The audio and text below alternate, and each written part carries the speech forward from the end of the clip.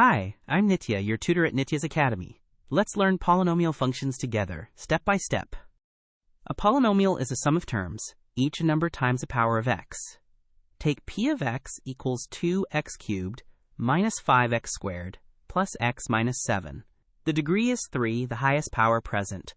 The leading coefficient is 2, the number on that top term.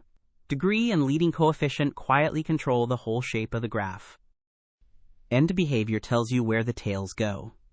With even degree, both ends point the same direction. With odd degree, they point opposite ways. A positive leading coefficient makes the right end rise. So x cubed climbs up on the right and dives down on the left. Just degree and sign beside it before you plot a single point. Zeros are the inputs where the polynomial equals 0. For f of x equals x squared minus 7x plus 12, find two numbers multiplying to 12 and adding to negative 7. That's negative 3 and negative 4.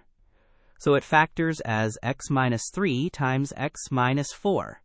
Set each factor to 0, and the zeros are 3 and 4. Those are the x-intercepts. Now a cubic. G of x equals x cubed minus 4x. First pull out the common x, giving x times the quantity x squared minus 4.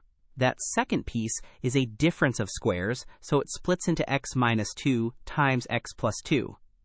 The three zeros are 0, 2, and negative 2.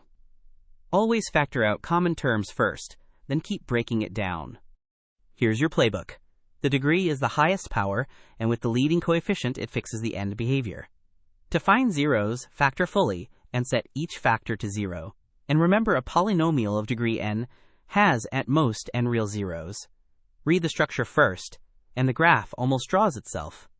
Great work! Keep practicing with Nitya at nityazacademy.com for free lessons, worked examples, and practice.